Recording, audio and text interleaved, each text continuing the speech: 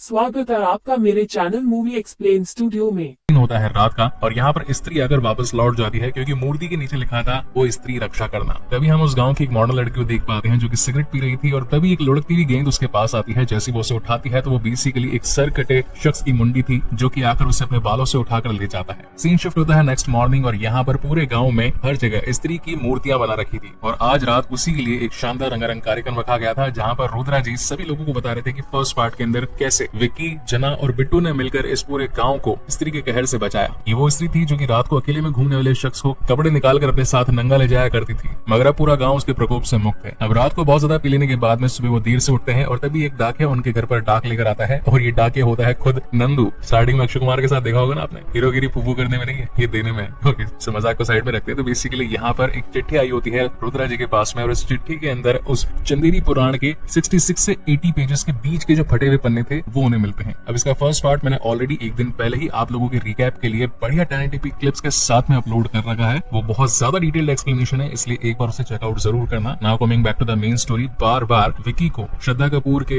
Visions आने लगते हैं, वो उसे अपने सामने इमेजिन करने लगता है, लेकिन हर बार लोगों से चांटे खाता है, कभी अपने पिता से, कभी दोस्तों से और इस बार तो रुद्रा जी से। और वो बताते हैं कि मेरे पास में अभी किसी ने खत भेजा है जिसके अंदर चंदेरी पुराण के वही फटे हुए पन्ने थे जिन्हें की किताब से गायब कर दिया गया था। और सबसे बुरी बात तो यह है कि इसमें लिखा गया है कि अब आएगा वो। अब वो का मतलब है सर कटा शख्स जिसका नाम है चंद्रभान, जो कि अब इस गाँव में स्त्री के चले जाने के बाद लौट आया है। एंड देन हमें विक्की और उसके फादर के बीच में वही पुरानी वाली कॉन्वर्सेशन भी दिखाई जाती है जहां पर वो उसे सेक्स एजुकेशन देते हैं और इसी के साथ ये भी बताते हैं कि जल्दी से शादी कर लो और अगर नहीं करना चाहते तो फिर फ्रेंडशिप कर लो। अब यहाँ पर फ्रेंडशिप का मतलब है ब्रोथल से जाकर एक फीमेल स्कॉट उठा लाना। एंड देन बाकी के उसके फ्रेंड्स के ऊपर सीन शिफ्ट होता है, यानी कि बिट्टू जिसे हम माकड़े के नाम से भी जानते हैं। तो यहाँ पर वो बहुत ज्यादा खुश हो रहा था क्योंकि माकड़े की एक गर्लफ्रेंड बन चुकी होती है जो बहुत ही ज्यादा हाईटेक और नए जमाने की होती है। सुबह सुबह मॉर्निंग वॉक करती है, कानों में गाने सुनती है और ऊपर से ब्रोथल जाने के लिए जो विक्की के फादर ने पैसे दिए होते हैं वो भी माकड़े अपने पास में रख लेता है क्योंकि उसे अपनी गर्लफ्रेंड को बहुत सारे गिफ्ट्स देने होते हैं जैसे कि टेडी बियर या रोजेस वगैरह, चॉकलेट एंड ऑल थिंग्स। तो यहाँ पर उसकी गर्लफ्रेंड चिट्टी बोलती है कि रात में आ जाना क्योंकि हमें रात को वो वाला काम भी तो करना है। अब सीन शिफ्ट होता है रात में और वो वाला काम होता है सिर्फ और सिर्फ लोरी गा करके सुलाना। अब जहाँ एक तरफ माकड़े उसे लोरी गाकर सुला रहा होता है, वहीं नीचे विक्की अपने हॉलीवुड के गाने सुन रहा होता है। चिट्टी के सो जाने के बाद में जैसे ये लोग निकलते हैं जाने के लिए कि तभी पीछे से चंद्रभान यानी कि सरकटा पहुंच जाता है और अपने आतंक से चिट्टी को उठाकर ले जाता है और दीवार पर खुद की छाप भी छोड़ देता है। अब देखा जाए तो इंडियन सिनेमा के हिसाब से इस बार के जो सीजीआई है वो पर्सनली मुझे पसंद भी आए क्योंकि यूजुअली ऐसी मूवीज के अंदर जब भी डराने की कोशिश करी जाती है तो थोड़े बेकार से सीजीआई रहते हैं, मगर इस बार they done a good job. खैर अब तो शोर बहुत ज्यादा मच चुका था तो यहाँ पर गाँव के लोग जमा हो चुके थे और इधर उधर ढूंढने लगते हैं कि आखिर चिट्टी कहाँ गई। तभी रोड पर पड़ा शख्स जो कि गांजा फूक रहा था वो बताता है कि उसे एक सर कटा इंसान ले गया, इसकी हाइट बहुत ज्यादा थी और वो जंगल की तरफ गया है। अब जंगल में चंदेरी का एक पुराना महल भी हुआ करता था और यहाँ पर विक्की पहले भी गया था, इसलिए वो चिट्टी को ढूंढने के लिए अंदर चला जाता है और यहाँ पर उससे मिलती है श्रद्धा कपूर जो कि उसे बताती है कि ये स्त्री की वो कहानी है जो कि पहले कभी रिवील नहीं हुई। तो बेसिकली हुआ ये था कि आज से करीब 200 साल पहले ये जो प्रोस्टिट्यूट स्त्री थी इसने गांव के एक शख्स के साथ प्यार करके शादी कर ली थी। इनका एक छोटा बच्चा भी था, मगर गांव का एक और आदमी जो कि चंद्रभान था उसे स्त्री की प्रेजेंस पसंद नहीं थी, इसलिए उसने दोनों को मरवाने की कोशिश करी, मगर एट द एंड स्त्री को गुस्सा आया और उसने एक बड़ा सा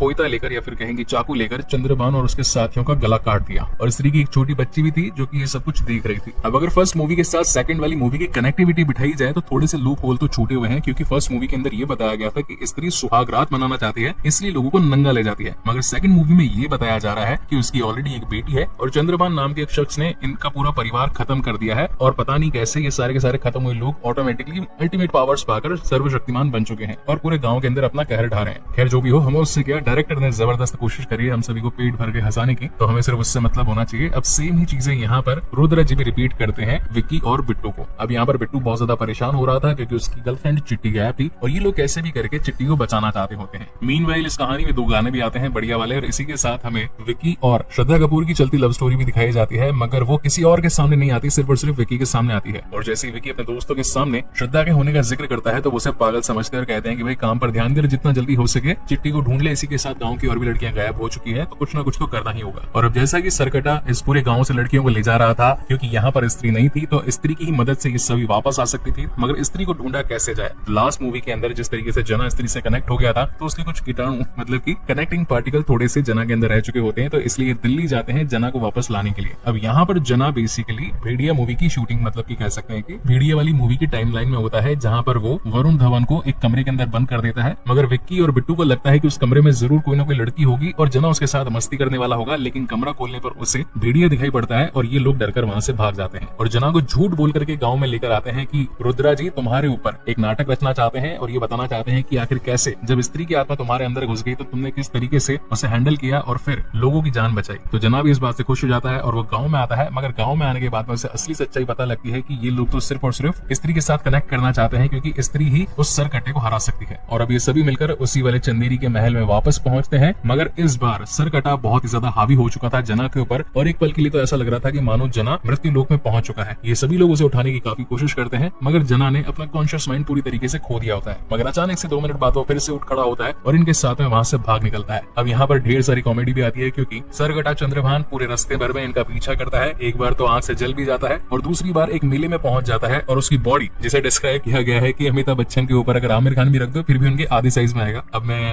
इन दोनों की इंसल्ट समझू इस मूवी में या फिर एज अ कॉमेडी एलिमेंट, ये मैं आप पर छोड़ता हूँ। तो बेसिकली अभी चारों उससे बचने के लिए एक हाथी के अंदर छुप जाते हैं, मतलब कि एक आर्टिफिशियल हाथी होता है, मगर चंद्रभान की बॉडी उन्हें भी ढूंढ लेती है और इन सभी की बैंड बजने वाली होती है कि तभी फाइनली यहाँ पर पहुंच जाती है श्रद्धा, जिसकी चोटी के अंदर लास्ट वाली स्त्री की ताकत होती है। अब इन दोनों का 1-to-1 शानदार कॉम्बैट होता है, मगर फिर भी वो चंद्रभान को हराने में कामयाब नहीं हो पाती, लेकिन हालांकि उसे कुछ जख्म जरूर दे देती है। और यहाँ पर चंद्रभान स्त्री की मूर्ति को तोड़ देता है और कहता है कि मैं तुमसे बदला लेने के लिए जरूर आऊंगा। अब नेक्स्ट डे ये सभी लोग काफी ज्यादा डर चुके थे, क्योंकि चंद्रभान से लड़ने के लिए इनके पास प्रॉपर ताकत नहीं थी और ऊपर से शहर की सारी लड़कियां भी गायब थी और अब तो पूरे गांव के अंदर ये बात फैल चुकी थी कि अब स्त्रियां घर के अंदर रहें, रात को अकेले ना निकले, नहीं तो सरकट्टा उन्हें उठाकर ले जाएगा। यानी कि बिल्कुल अपोजिट हो चुका था। फर्स्ट वाली मूवी में आदमियों को घर के अंदर रहना था और सेकंड वाली मूवी में औरतों को घर के अंदर रहना था। इसी बीच में इन सभी को एक कॉमन फैक्टर नजर आता है कि ये सरकट्टा सिर्फ उन्हीं लड़कियों को उठाता है जो कि ज्यादा मॉडर्न है, छोटे कपड़े पहन करके बाहर निकलती है, सुट्टा बुट्टा भोगती है, दारू शारू पीती है, क्लबों में डांस करती है और ज्यादा ही कुछ पढ़ी लिखी है। तो इस बात से तो गाँव की औरतें भी डर चुकी होती है और वो अकेले में लेकर के आती है विक्की को और कहती है कि हम औरतों का जीना दोबारा हो चुका था, पहले इस गाँव में स्त्री थी तो हम सर उठाकर जीते थे, क्योंकि आदमी हमेशा उनसे डर कर रहा करते थे। अब तो आदमी हर वक्त हमारे ऊपर जुल्म ढाते रहते हैं, हमारी कोई भी बात नहीं मानते और अब तुम्हें ही इसका हल निकाला होगा। जय विक्की, जय विक्की। अब विक्की बेचारा परेशान, यहाँ पर उसके दोस्त भी उसे सलाह देते हैं। इसी बीच श्रद्धा भी उसका हौसला अफजाई करती है और कहती है कि तुम्हारे पास आंखों के प्यार की शक्ति है। जिस तरीके से हर विलन को हराने के लिए हीरो के पास में कुछ सुपर पावर्स होती है, तो तुम्हारे पास वो प्यार की ताकत है जिससे तुम उस चंद्रभान को मौत के घाट उतार सकते हो और ये रहा चाकू जो कि उसे हराने में तुम्हारी हेल्प करेगा। मगर अब पॉइंट ये आता है कि चंद्रभान को आखिर बुलाए कैसे। तो अब उस किताब के अंदर लिखा हुआ था कि चंद्रभान काफी ज्यादा अय्याश किस्म का आदमी था, यानी कि दारू शारू पिलाओ, लड़कियां वगैरह नचाओ तो वो आ जाएगा। तो यहाँ पर रुद्रा जी अपनी पुरानी गर्लफ्रेंड शमा के पास पहुंचकर प्रपोजल रखते हैं कि हमारे गांव पर एक आफत आन पड़ी है, बहुत सारी लेडीज गायब हो चुकी है, तुम्हें बस हमारे गांव में आकर डांस करना है, जिससे कि भूत चंद्रभान हमारे सामने आ जाएगा और हमारा हीरो उससे लड़कर सभी लोगों को बचा लेगा। तो तुम प्लीज डांस करने के लिए आ जाओ। खैर वो मानना तो नहीं चाहती थी, लेकिन अब इनके पुराने रिलेशनशिप थे तो वो डांस करने के लिए आ जाती है। एंड देन अगेन कहानी में one of the best item number दिखाया जाता है। इस आइटम नंबर के बाद में यहाँ पहुंच जाता है चंद्रभान, जो कि फुल पावर से उनके ऊपर अटैक कर देता है और अपनी मैनिपुलेटिंग पावर से हर एक इंसान को अपने कब्जे में कर लेता है और इंक्लूडिंग शमा को उठा कर ले जाता है। यहाँ पर 2 पैरेलल अलग अलग सीन चल रहे होते हैं। नंबर 1 जहाँ पर विक्की कोशिश करता है चाकू से चंद्रभान का सीना फाड़ कर दिल निकाल लेने की, वहीं दूसरी तरफ श्रद्धा कपूर उस चंदेरी महल में जाकर के लड़कियों तक पहुंचने का रास्ता खोज रही होती, मगर ये दोनों ही कहीं ना कहीं पैरेलली फेल हो जाते हैं। अब जहाँ एक तरफ लड़कियां खतरे में थी, ऊपर से सारे के सारे आदमी भी मैनिपुलेट हो चुके थे और अब तो चंदेरी के अंदर पूरी तरीके से सरकटे का आतंक फैल चुका था और ऊपर से उसे हराने का तरीका भी नहीं मिल पा रहा था। कि तभी रुद्र जी को याद आता है कि जिसने मुझे ये पेपर भेजे होंगे जरूर उसे सरकटे को हराने का तरीका पता होगा। तो ये लोग उसी एड्रेस पर पहुंच जाते हैं। अब ये होता है एक पागल खाना, जहाँ पर एंट्री होती है अक्षय कुमार की और वो बताता है कि मैं भी चंद्रभान के खानदान का वारिस हूँ, मतलब कि ये लोग मेरे पूर्वज हुआ करते थे। अगर तुम्हें उसे हराना है तो उसे उसके घर में ही हराना पड़ेगा, जहाँ पर ना घुस पाएगा नर न मादा और जो घुसेगा वो होगा आधा आधा। मतलब कि एक तरीके से एक ट्रांसजेंडर के अंदर घुसवाने की ये लोग बात कर रहे होते हैं। एंड देन सीन शिफ्ट होता है रात में, जहाँ पर श्रद्धा कपूर अपनी ताकतों के साथ में विकी के शरीर के अंदर घुस जाती है और ये दोनों अर्धनारीश्वर बनकर उसके प्लेस पर यानी कि चंद्रभान की सीक्रेट इलाके पर पहुंच जाते हैं। ये जगह काफी ज्यादा वियर्ड थी, क्योंकि पेड़ों पर पत्ते नहीं थे, सिर्फ और सिर्फ शाखाएं थी, धरती में लावा बह रहा था और ऊपर से सारी लुगाइयां गंजी हो चुकी थी, जिन्हें की चंद्रभान ने कैद करके रखा था। ये वो थी जो कि अपने आप को बहुत ज्यादा मॉडर्न समझा करती थी। अब यहाँ पर कहानी में बहुत ज्यादा फाइट होती है। एक तरफ जहाँ श्रद्धा कपूर अपनी चोटी की ताकत से इस चंद्रभान को हराने की कोशिश करती है, दूसरी तरफ विक्की उसी तलवार से आंखों में देखकर वार करता है, मगर दोनों कहीं ना कहीं फेल होते जा रहे थे। अब ये सारा का सारा ब्रॉडकास्ट